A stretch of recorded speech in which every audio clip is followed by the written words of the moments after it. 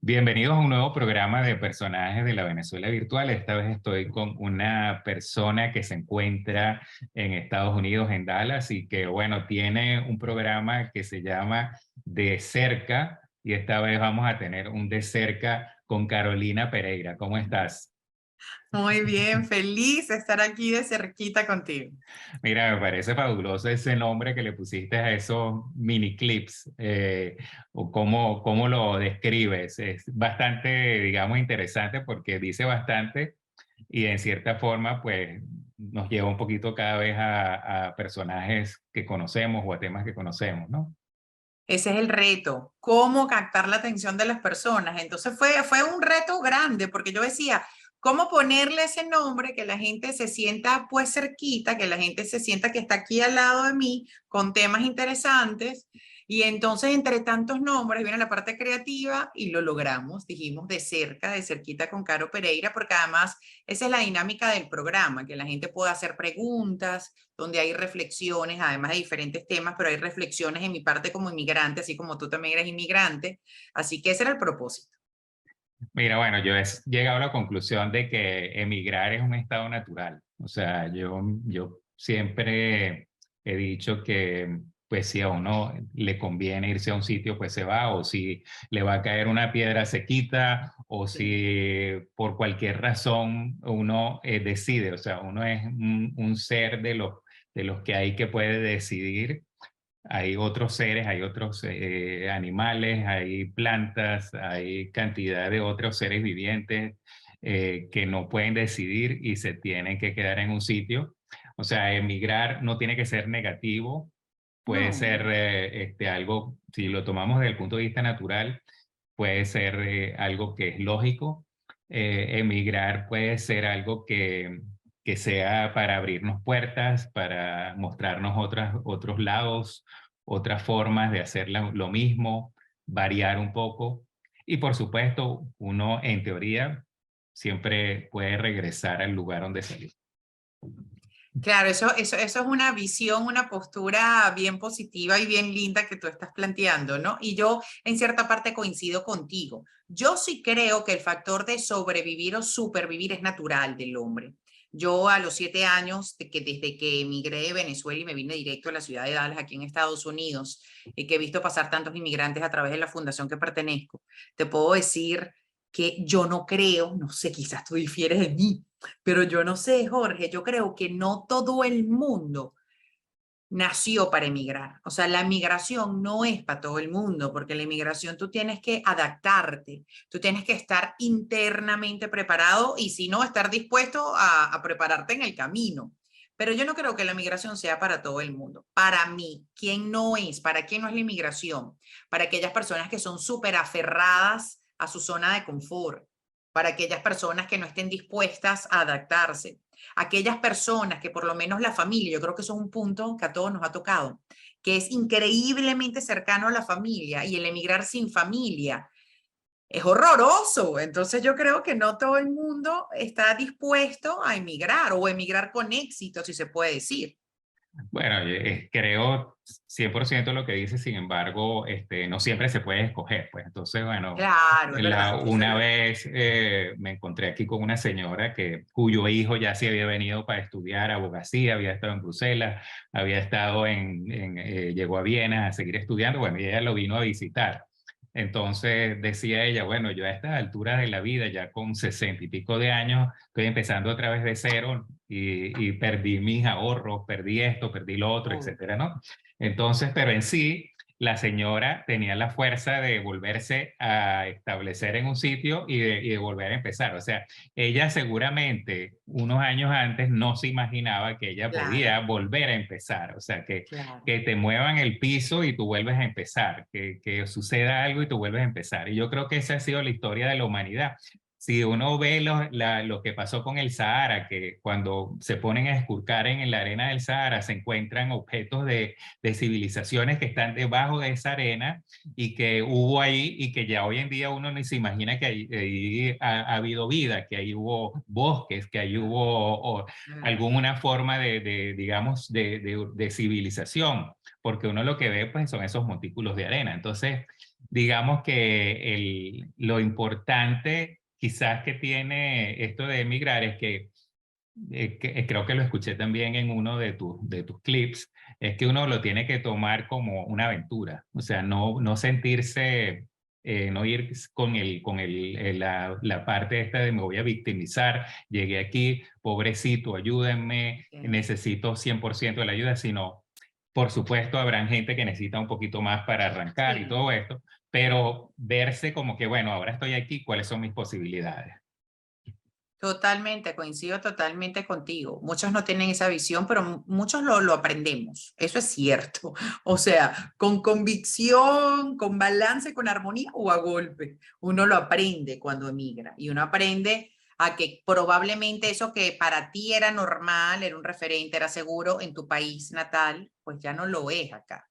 Yo sí creo que la inmigración nos hace reencontrarnos o con lo mejor o con lo peor de cada uno. Yo creo que con lo mejor, porque nos volvemos más humildes, nos volvemos más dispuestos. Valoramos mucho más lo que no tenemos y lo que tenemos. Y creamos una especie de fraternidad, de un lazo que no se rompe y quizás probablemente ahí recuerdo a mis viejos que son portugueses, a toda mi familia, que ellos decían vivo en Venezuela, amaban Venezuela, pero vivían como con esa nostalgia perenne de su tierra, en este caso de Madeira. Entonces yo creo que eso también nos une, ese es el lugar común de los inmigrantes, ¿no? Que sentimos como una especie de nostalgia continua y perenne desde que nos fuimos de nuestro país. Y bueno, eso lo entendí yo prácticamente un día después de haberme ido a Alemania hace muchísimos años. O sea, por ejemplo, el derecho a tener acento en el otro idioma. O sea, Ajá, eso es un claro. derecho, diría yo, que prácticamente del ser humano, de continuar con su acento. O sea, tú no te puedes cambiar un chip de un día a otro. Y además, digamos que el aparato sonoro es como un instrumento que tú simplemente le pones una otra canción, pero tiene que sonar como ese instrumento. Si es violín, seguirá sonando a violín, así tú te vayas a cualquier sitio. Y eso Sí. se educa es en los primeros años de vida, entonces tú tienes el derecho a, en mi caso, hablar alemán con un acentico ahí de Caracas y listo. O sea, y En eso todos es... los casos, porque yo creo que el Sí, inmigrante, eso es algo en común que tenemos. Lo sí, maravilloso, que es lo que yo siempre les digo a las personas que están emigrando, es aprende el idioma donde estás, pero también sí. entiende que vas a tener acento. Y Pero aquí sé orgulloso de eso también, ¿no? eso, porque aquí lo ideal es que tú te comuniques. Si tú haces una buena redacción, una buena ortografía, perfecto, con acento, bueno. ¿Cuántos portugueses se comunicaban perfectamente y eran exitosos en nuestros países con ese acento de Porto? No tienen nada de malo. ¿No? Y le puedes sacar provecho, como por ejemplo Claro, Sofía Vergara, que le saca provecho al inglés totalmente. con el acento latino Así y es. tal. Es así, y yo lo entendí al día siguiente, y después también entendí que tu terruño lo ves con exageradamente, o sea, el tiempo es buenísimo, las mejores comidas, las mejores mujeres, el mejor clima, etcétera, etcétera. O sea, todo es lo mejor, lo cual en realidad en todos los sitios uno tiene de todo, que puede decir que hay también buenas comidas, hay también buenas mujeres, hay también buenos hombres, Claro. es decir, eso es, pero claro, nosotros como emigrantes magnificamos lo bueno, lo bonito que tuvimos y minimizamos las experiencias quizás negativas por la nostalgia, ¿no? Totalmente, por la nostalgia y por ese sentimiento que tú tenías o que tú experimentabas cuando comías eso, porque probablemente esa arepa ya no sabe igual, pero es que la arepa te hace recordar a cuando lo comías en casa de tu abuela. Entonces esos son sentimientos bonitos que te genera ese recuerdo. Recuerdo que hace una semana, por ejemplo, conversaba con alguien y me decía, pero es que ya no es la Venezuela que tú conociste hace 10 años, es decir, tú tienes nostalgia de la Venezuela de hace 10 años y probablemente tenga razón, pero también es nuestro derecho, como tú dices, de vivir con esa especie de nostalgia. Ah, bueno, que no permitas que esa nostalgia te robe la realidad presente. Yo creo que ese es el reto para todos, ¿no? Porque qué sabroso que aún tengas ese amor tan maravilloso por nuestro país, pero que no sea ceguera de no valorar lo que realmente estás viviendo y para dónde vas, porque mucha gente vive en el pasado, en esta nostalgia de lo que fui, de lo que tenía, de lo que era, y probablemente no estás aprovechando todas las oportunidades que te da el país y valorar la belleza donde estás, porque ahí es cuando tú dices que somos cambiantes, que estamos totalmente y constantemente en cambio.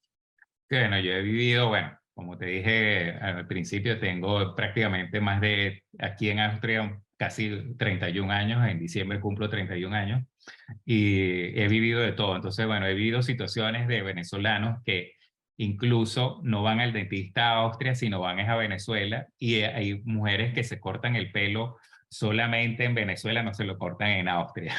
Hoy en día es un poquito más difícil, pero todo eso lo he vivido yo. Y recuerdo siempre que en la época de la colonia había gente que mandaba por barco a lavar la lencería con agua en España, porque no, que no querían lavarla con el agua de Venezuela. Entonces tenían lencería para que diera el trayecto de que se lavara en España, regresar a Venezuela, se lavara en España.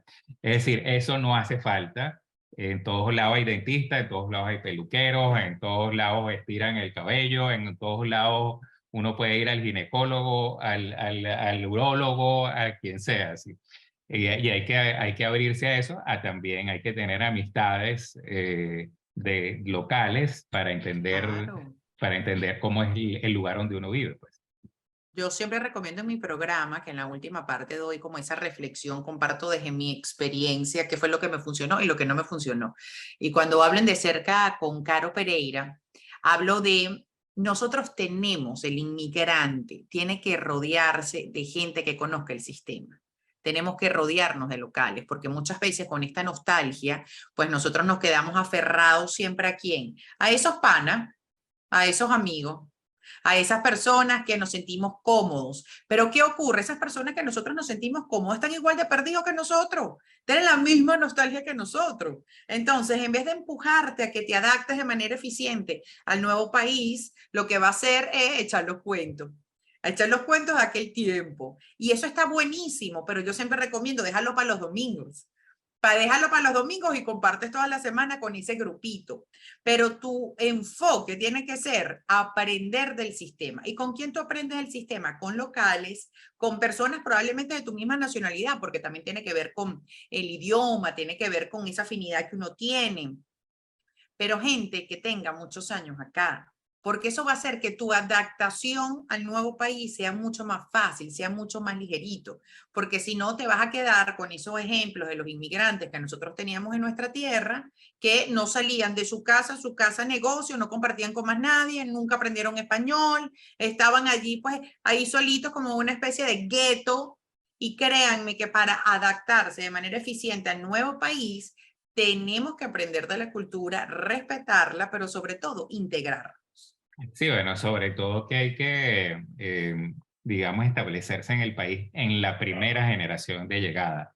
No te puedes dar el lujo de que eso ocurra en la segunda, en la tercera, sino tienes ya, Claro. hoy en día la vida es mucho más rápida y es mucho más exigente en cuanto a eso, a que tú seas uno más del sistema. Y entonces, bueno, por supuesto, los sistemas también ahora aupan la diversidad y se acepta la diversidad y eso también hay que aprovecharlo, pues de que tú Claro. puedas mantenerte como tal e integrarte en el sistema como uno más de este mundo tan diverso, pues que no tienes que ser una persona 100% parecida al resto, pero puedes, digamos, en el juego de la vida, pues ya tienes un rol que puedes usar, pues que te puedes adaptar. Yo estoy convencida que no hay nada, no hay un valor más importante para cualquier persona para generar coincidencia, cercanía que el respeto. Cuando tú comienzas a respetar las leyes, cuando tú comienzas a respetar el sistema, ya allí ya tienes una coincidencia gigante, más allá de que seas inmigrante, más allá que vengas de otro país, más allá que seas blanco o negrito.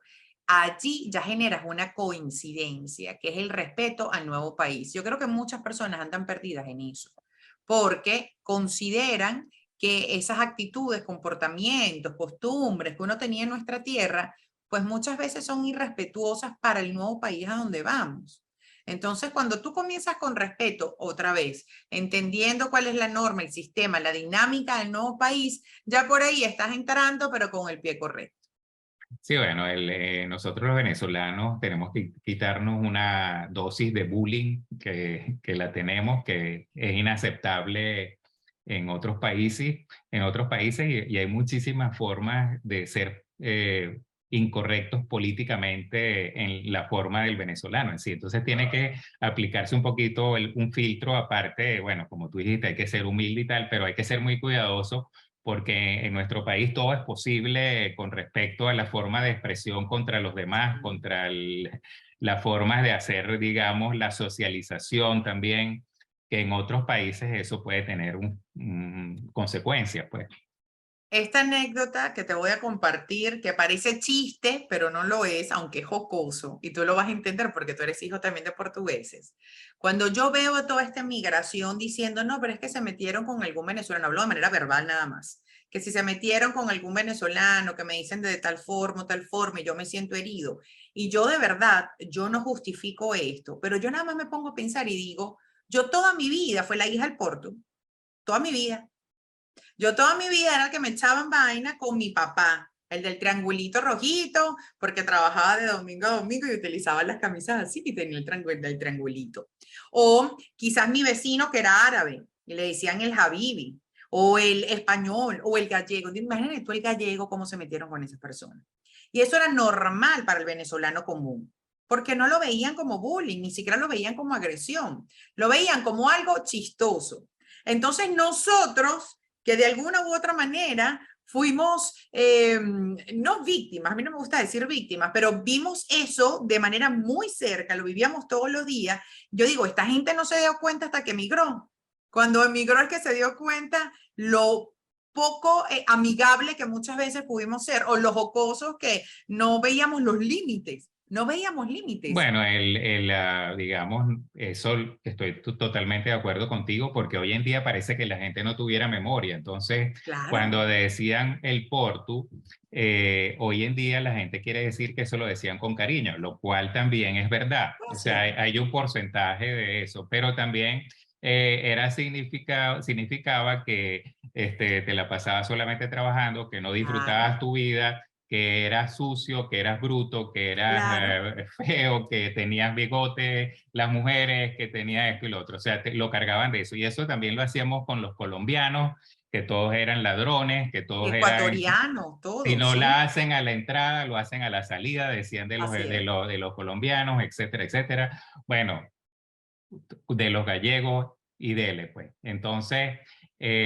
bueno, yo me casé con una, ya me divorcié, pero me casé con una guatemalteca y cuando fui a Venezuela, todos los venezolanos pensaban que Guatemala era peor que Venezuela, que era un sitio en que todos eran indios, como, o sea, que eso era, que los venezolanos eran mejores desde el punto de vista óptico, desde el punto de vista de Sí. raza, desde el punto de vista de esa, incluso una tía mía porque mis hijos nacieron como la mitad, digamos, se parecen al papá y la mitad se parecen a la mamá. Entonces, como no nacieron así rubios con ojos verdes, una tía mi hijo dijo delante de ella, y lástima que no nacieron, no salieron como a ti, una cosa así. Imagínate O tú. sea, y eso sin querer hacer mal, porque realmente Yo la sé que gente no. muy Yo sé pueril que no al hay. hablar, muy pueril al Claro. hablar, pero decíamos estas cosas.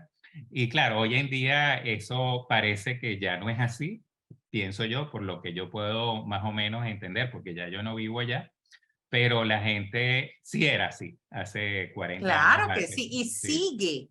Y sigue siendo así. Y te lo digo que tú estuviste casado con una guatemalteca. Yo estoy casada con un negrito de Caracas. Y en mi familia no hay negritos porque todos somos portugueses. Y además que ese comentario que tú dices es cierto, pero uno ya comienza con el autochalequeo. Porque recuerdo que mi esposo dijo, bueno, miren, perdónenme, sus hijos van a ser los primeros negritos de la familia. Y todo el mundo, ah, ja, ja, ja", y hasta nos reímos. Y es cierto, pero eso forma parte de nuestra esencia. Lo que pasa es que si tú estás en la misma sintonía, todo bien. El problema es cuando no estás en la misma sintonía y cuando emigramos, les puedo decir que en el 96% no van a estar en la misma sintonía porque ese lenguaje no se entiende fácilmente. No, y que eso es realmente, ese chalequeo, nadie puede decir que no tiene consecuencias, porque si tú eres Claro, gordo y te dicen gordo, gordo, bueno, pues te acostumbras, ¿qué le vas a hacer? Me sí, dijeron gordo, gordo, pero claro, las primeras de cambio no te va bien que te digan gordo, porque no te lo así están es. diciendo en la mayoría de los casos con cariño, por supuesto se llega a ver el caso de mi gordita, mi gordito, mi gordo, con cariño, pero cuando lo dicen en los colegios, cuando lo dicen ese gordo, esa gorda, están diciéndolo en forma peyorativa y lo están diciendo en forma negativa y con un sentido más bien de desprecio. Igual este tipo de cosas que estamos hablando, ¿no?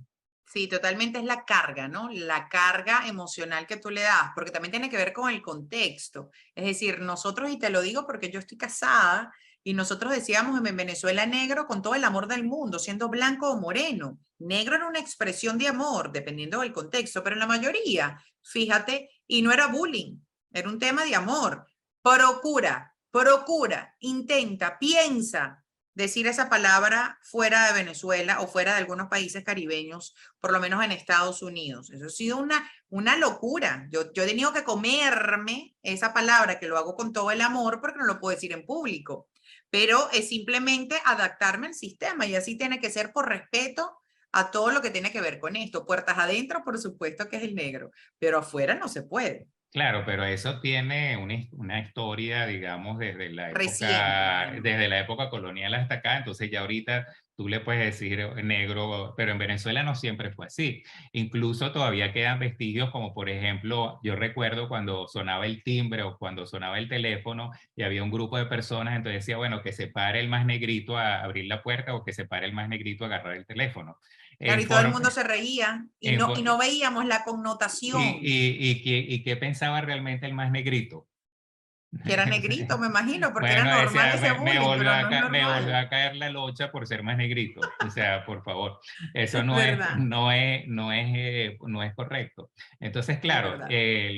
lo que quiero yo quizás y lo que tú quieres decir es que hay una cantidad de cosas que lamentablemente tampoco alguien tomó la iniciativa de discutirlas en... Quizás Renio Tolina, si hubiera vivido un poco Sí, más, hubiera salido de que no prendas, no toques la corneta, etc. Y después hubiera pasado eso, pero no vivió lo suficiente. Entonces, y después vino Chávez y simplemente prácticamente dijo cualquier cosa por televisión y se volvió, aparte de que ya la gente era así, se catapultó el decir peor. cualquier cosa y que eso está bien. Pues. Eso no está bien en Venezuela, es aceptado, pero no está bien. Y en el Así es, extranjero te quedas malísimo al decir. totalmente. ¿Sí?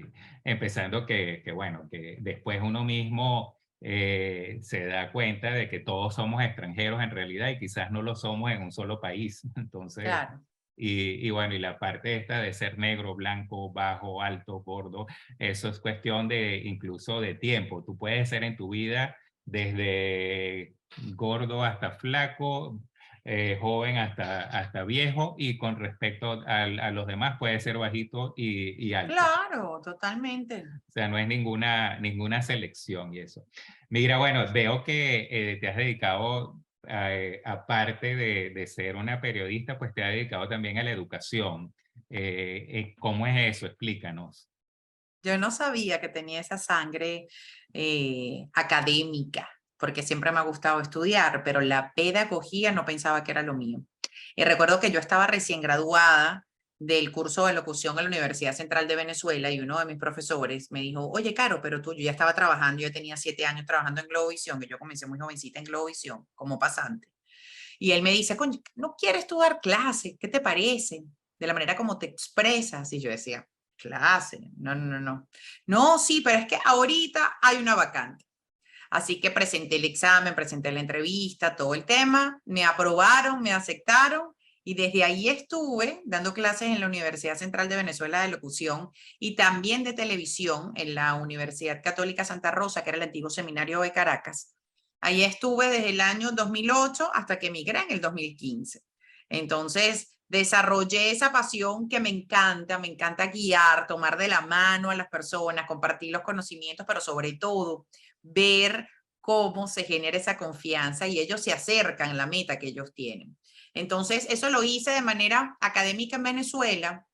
A los 2 años de haber emigrado acá a Estados Unidos, me contrataron en un college, que es como una especie de universidad, son los primeros 3 años de la universidad aquí en Estados Unidos, para dar clases de español. Así que estuve allí también en la parte académica en Estados Unidos, y de manera paralela yo comencé mis talleres, que son los talleres de Caro Pereira, de oratoria y ventas. ¿Y ventas por qué? Porque por primera vez en la vida, en Estados Unidos, hace 5 años, es que yo comienzo a vender, porque yo era hija de portugueses y ni un cachito yo había vendido en mi vida. Entonces, cuando yo emigro acá y comienzo con mi programa de radio, tengo que buscar los patrocinantes, cosa que jamás había hecho en Venezuela, porque para eso estaba el departamento de ventas en Venezuela.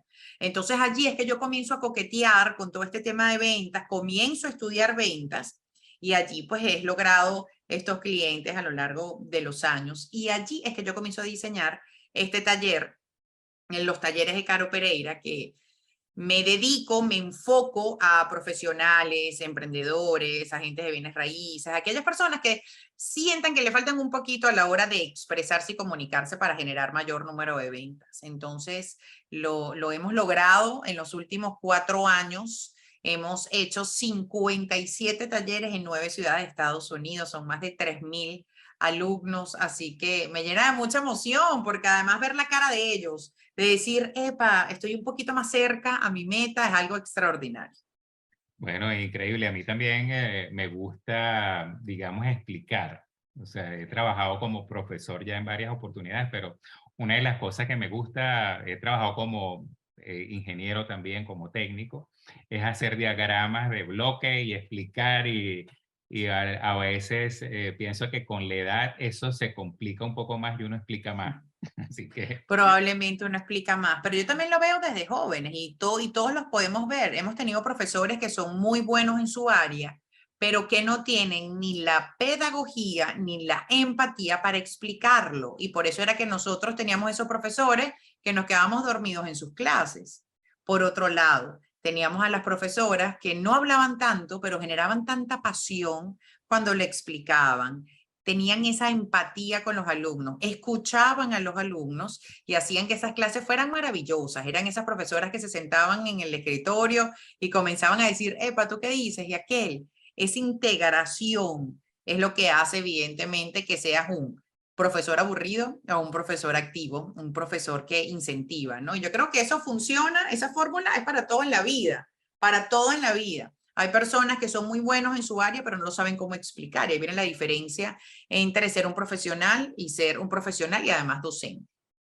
sí, bueno, hay personas que dicen que uno en lugar de aprender la fórmula, uno debería de darles un problema a las personas, decir cómo lo puedes resolver y que ellos busquen la fórmula. A lo mejor encuentran esa que tú le querías dar o a lo mejor encuentran alguna variación de Claro, esa fórmula, pero que la persona se enfrente, ok, este es el problema, ahora cómo busco las herramientas, o sea, que más bien a enseñar a las personas a que busquen y en ese sentido las personas tienen éxitos al encontrar las herramientas, tienen éxito al descubrir, tienen un proceso mental porque se involucran, ven el problema no como unas líneas que hay que entender, sino las ven y las tienen que madurar y remadurar y correcto. entonces ellas se plantean el problema es lo que tú no tienes, los gaps que tienes que llenar, eso los vas a descubrir tú, dices, ah, pero para esto tengo que tener esto, o para esto tengo que tener Claro. esto. Y yo creo que esa es una forma quizás que los educadores que involucran hacen que las personas al final sean parte del grupo, aprendan entre todos, pues. Y esa es la manera más eficiente en mi experiencia. Yo ya tengo, desde el 2008, estamos hablando que ya tengo 14 años como docente y yo creo que esa es la manera más eficiente. Involucrar a las personas, involucrarlos de manera real, no a través de asignaciones, de trabajo pensante, es decir, de incluirlos no solo en la teoría, sino en la práctica. Y eso es lo que va a hacer de manera eficiente en un todo, de manera integral. Mira, bueno, me encanta que haya salido el tema este de los portugueses, vamos a tocar un poquito más ese. Una de las cosas que a mí me parece increíble es que los portugueses, por ejemplo, en Venezuela, pues los conocen como los panaderos, los que saben de panadería, pero nadie se imagina que ellos en realidad en su vida en Portugal no tenían idea de panadería, porque en la época de mi padre, que fue en los 40, y la isla de Madeira, que tampoco es en Portugal, sino que es en África, y que tampoco es en Europa, sino que es en África, y que fue descubierta por los portugueses, así como descubrieron América, ahí no habían panaderías, sino que la gente, pues los que producían trigos hacían su pan, pero hacían un pan muy, digamos, lo que hacían en su casa, un pan para que durara 15 días, un mes, o sea, era un pan muy casero y no todos lo hacían las mujeres por lo general y los hombres se encargaban de moler el trigo, de traerlo, de trillarlo y todas esas cosas, incluso las mujeres. Entonces, la panadería como tal, como existe en Venezuela, es un producto venezolano. Es una marca venezolana, que es una mezcla donde venden pan y donde se puede comprar de todo, charcutería, cigarro, lo que tú quieras. Y ahí eso es una cuestión súper exitosa. Aquí en Austria, por ejemplo, la panadería es solamente pan. Ahí si vas y no puedes esperar que te lo vendan caliente tampoco, porque son por lo general sitios donde traen el pan para que tú lo compres. Totalmente. Y yo creo que eso fue un éxito maravilloso de estas personas que la mayoría no tenía educación, por lo menos esa generación de nuestros padres, que no tenían educación, que no tenían conocimiento en relación a la panadería, por ejemplo, pero ellos lo que sí sabían era trabajar, ellos sí sabían sobrevivir. Entonces, ¿qué fue lo que ellos hicieron? Y fueron muy inteligentes. Yo siempre he dicho, si esos viejos tuviesen educación universitaria, imagínate de dónde hubiesen llegado, porque ellos llegaron a trabajar, a crear esa fórmula para el pan. Pero no solo eso, ellos vieron cuál era el paladar, la necesidad del cliente nativo. Entonces ahí fue que crearon el cachito. A mí me preguntaban en estos días, ¿y cómo son los cachitos en Portugal? Y yo, cachitos en Portugal, si en Portugal no hay cachitos, lo que hay es el dulce Belén o los dulces de nata. Y probablemente ya sea también una transformación. Pero yo lo que te puedo decir es que cachitos, cachitos en Madeira, eso no hay, es como el cartocho italiano, el cartocho es en Venezuela. En Italia no te venden la carne con la pasta, ese es el primer plato y el segundo plato. Pero es porque se adaptaron al paladar y a las necesidades. Y por eso tantas personas fueron tan exitosas. Yo creo que que lo que nosotros podemos sacar de la inmigración en general, pero de la inmigración portuguesa, es esa capacidad que ellos tuvieron para trabajar día a día. Ellos no le pidieron a nadie, ellos no fueron al gobierno y le pidieron. Ellos lo que hicieron fue hacer lo que mejor sabían hacer, que era trabajar.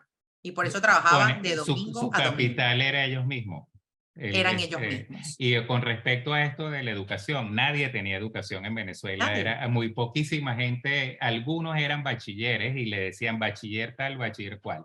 Es decir, que era un lujo ser bachiller. Y de ahí pues había, como siempre hay, unos cuantos que pasan por la universidad, pero en la Venezuela del 40 o en la Venezuela del 50 y del 60, la mayoría de la gente no tenían más educación que esta gente que estaba llegando de estos sitios. Eran más o menos, estaban equilibrados. Incluso había gente que el analfabetismo existía también, pero a ti te hacían sentir mal porque tu papá tenía una panadería o porque esto y lo otro, cuando en realidad era un emprendedor. Mi papá, por ejemplo, no tuvo una panadería, tuvo más de una panadería, tuvo panificadora, hizo bombas de gasolina, charcuterías, automercados, etcétera, etcétera. Y eso todavía para un venezolano en esa época de los 60, de los 70, era muy poco porque trabajar en una oficina por un salario y luego irse de viernes a domingo a la playa era mejor que ser un empresario. Entonces, que yo espero que la gente haya aprendido de lo que nos ha pasado últimamente para que puedan valorar eso, pues. Sí, igual yo considero que no todos, de la misma manera como no todos nacieron para emigrar o no todos, la emigración no es para todo el mundo, yo no creo que el emprendimiento sea para todo el mundo. Y te digo porque yo pasé toda mi vida, hasta hace un año, toda mi vida siendo empleada 15 y último. Es decir, yo vengo de una familia de comerciantes, pero yo particularmente comencé en el año 2001 en Globovisión hasta el 2015. En el 2008 la Universidad Central y la Católica. Cuando emigro acá en la universidad y luego narrando noticias en Estrella TV por 3 años. Lo que pasa es que yo desde hace 5, de manera paralela, tenía mis talleres, que eran mi emprendimiento. Pero ahora que desde hace un año me estoy dedicando nada más a mi empresa, me estoy dedicando nada más a mis talleres, a mis asesorías y a la publicidad, te puedo decir que no todo el mundo nace para ser emprendedor. Hay personas que son buenísimas y no es desmeritando nada porque cada quien tiene sus fortalezas, pero hay personas que son buenísimas siguiendo órdenes, pero no tienen la iniciativa para tomar ningún tipo de liderazgo. Entonces usted, señor, si no está muy interesado y sabe cuál es su fortaleza, quédese como empleado, que tiene muchas habilidades y muchas fortalezas. Una persona que sea tímida, que no sepa socializar, que no tenga grandes personas que quiera aprender, porque uno anda en aprendizaje constante. Si tú no quieres tener horarios, métete emprendedor, ¿me entiendes? Porque esto es un reto de tener en contabilidad, en saber cómo organizarte, en saber cómo producir, en el networking o en la capacidad que tú tengas para siempre estar generando. Es más, para mí, que yo he tenido las dos experiencias, para mí es mucho más fácil ser empleado más allá del horario. Es mucho más fácil, tienes que seguir órdenes, tienes que ser buena en lo que tú haces, no tienes que pensar de más, no tienes que tomar decisiones importantes a menos que tengas un cargo gerencial. Entonces, yo no es ni bueno ni malo, es que simplemente tú tienes que saber cuál es tu punto fuerte y por dónde te quieres ir. Claro, pero en Venezuela, y ese ha sido uno de los problemas que ha tenido Venezuela, es precisamente eso, la renta petrolera nos volvió, digamos, usuarios de muchas cosas con unos Claro. sueldos. Yo tuve una secretaria cuando era joven que le había dado la vuelta al mundo. Y entonces, en algún momento dije, bueno, ¿y cómo hacías? Porque no hablas inglés, y no hablaba inglés. Bueno, pues no importa, porque en esa época los venezolanos se iban incluso no teniendo la capacidad de entender el mundo, no teniendo idiomas, no teniendo digamos, no habiendo leído una enciclopedia para entender cómo era Europa, cómo era, ya le habían dado la vuelta al mundo. Había gente que había hecho eso. Es decir, que el mundo, pasaban por el mundo, pero no tenían la capacidad para entenderlo. Aparte, bueno, que recibirían las impresiones visuales y todas estas cosas, pero eso no existe normalmente. O sea, tú no tienes una persona que es una secretaria en España que va y le da la vuelta al mundo así nomás en los años 60, en los años 70, en los años 80. Eso no existía, porque tú tienes que prepararte, tienes que tener un presupuesto para eso y eso. Entonces, claro, en Venezuela nos acostumbramos a una cosa, una irrealidad. Entonces las personas que tenían iniciativas, como en este caso tus padres o mis padres, ya por el hecho de tú tener que trabajar para eso, era visto malo.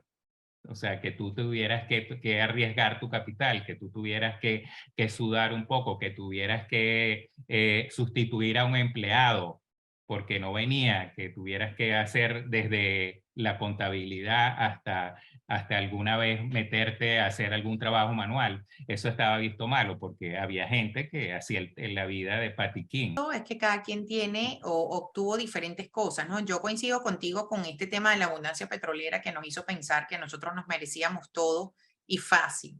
Eso es cierto y eso lo hemos visto con consecuencias importantes a nivel político, eso lo hemos visto y lo hemos visto en nuestra idiosincrasia, pero estoy convencida que bajo ese dinamismo es que se lograron muchas cosas, de acuerdo a tus decisiones y a tus actitudes. Ciertamente no todos podían ser jefes porque se requieren empleados, no todos los empleados podían ser jefes porque cuando tú le das poder a una persona que no tiene mucha capacidad es que vienen las desgracias.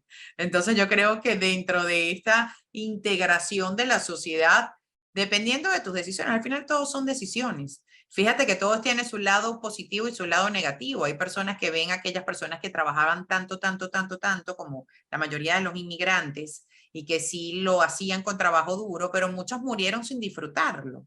Muchos murieron con la plata en el banco y con no sé cuántas casas y quienes están peleando son las nuevas generaciones, los nietos y los hijos. En cambio, la perspectiva que le podemos dar a quizás a esta ligereza o esta actitud caribeña del venezolano es que no ahorraban mucho, podían morir en el mismo puestecito o en el mismo apartamentico en el cerro, pero se disfrutaron toda Venezuela. Entonces el Claro, tema aquí es buscar como ese balance. pero tienes después, no todo se paga de alguna forma, o sea, hay que tener una media, pues, aceptable. Ningún extremo es bueno, y yo creo No, que claro. la parte, digamos, esta de cuando uno emigra, pues uno también quiere, lo que estamos haciendo muchos venezolanos, mandando platica para la familia, Claro, ahorrando. Hay gente que quiere regresar y entonces irse de viejo para allá, todas esas cosas. Es una situación que le ocurre al emigrante y que llega un momento en que tú te das cuenta que pues no, te quedas a donde estás porque ahora se te salieron nietos aquí y ya perdiste, tus amigos allá se murieron y tal, pero en el momento que tú estás pujante, que tienes 30, 40, 50 años, nunca pierdes esa esperanza de regresar y por eso hay esa claro. acumulación de cosas, pero eso todo, digamos, se está aprendiendo ahorita en carne propia y de eso hay que sacar conclusiones incluso sin emigrar, o sea, apreciar lo que se tiene. Y una Totalmente. de las cosas que yo siempre digo en este programa es que nos demos cuenta que el venezolano hay una proporción bastante grande de emigrantes, independiente de que los emigrantes que hayan llegado de los 50 o los 40 del siglo pasado, porque Venezuela desde hace 300, 400, 500 años ha habido varias emigraciones y el venezolano actual, los que dicen que son de pura cepa, por lo general son personas que no saben quiénes fueron sus tatarabuelos y no saben de que son realmente que vinieron de España, Francia, Portugal, o que son una mezcla de África, o que tenían una pequeña porción de indios, pero tienen algún pariente que vino de Colombia y eso. Perdieron el trazo porque éramos personas que no teníamos la cultura de certificar de dónde veníamos. Muy Claro. pocas personas pueden decir, pero lo que sí es verdad es que actualmente somos un pueblo que nos distinguimos precisamente por ser un poco distinto a los demás pueblos del Caribe y a los demás pueblos de la región porque tenemos una alta proporción de cultura extranjera, de españoles, de portugueses, de italianos. Eso no lo notamos, sino porque ya eso lo tomamos como que así somos. Ujú. Pero Es verdad. es así, Es ese. verdad. Y lo sabroso de esto, en lo que realmente debemos sacar de esto, es sacar lo mejor de cada cultura. Sacar lo mejor del venezolano, sacar lo mejor, en nuestro caso, de ser portugueses, y en nuestra nueva nación, en nuestro nuevo destino, pues tratar de mantener esas costumbres, respetando, adaptándonos, integrándonos al nuevo país. Ser internacionales. Mira, todo lo que pasa por aquí, yo les pido que me dejen al final su concepto de la felicidad y un eslogan. Ay, Dios mío, santo, ¿por qué me haces eso? Ajá, concepto de felicidad. Yo creo que la felicidad es el cúmulo de momentos felices. Yo no creo en la felicidad perenne. Yo no creo en la felicidad constante. Eso es irreal, eso no existe. La felicidad es el conjunto de momentos felices poquito a poquito, que allí es lo que genera felicidad. Y el eslogan o la frase, y eso sí me lo pusiste fácil porque lo digo hace mucho, que rodéate de gente buena, de gente honesta y de gente trabajadora, porque tarde o temprano a la gente buena le pasan cosas buenas. Bueno, buenísimo. Además que eso se pega en cierta forma. Eso de dime con quién andas y te diré quién eres, Así es. real, es tal cual. Mira, bueno, Carolina, un placer haber compartido esta conversación contigo. Te deseo lo mejor para todo lo que emprendas, tu futuro. Bueno, a lo mejor algún día nos vemos en Venezuela, en Portugal, en Madeira, en Estados Unidos, quién sabe. De cualquier forma, estoy a la orden para ti aquí por esta vía, por este canal. Gracias a ti, gracias por la invitación. No dudo, ya somos ya diferentes países que nos podemos reencontrar, las probabilidades son altas. Sí. Gracias por la invitación y gracias por esta sabrosa conversación. Bueno, bendiciones para ti.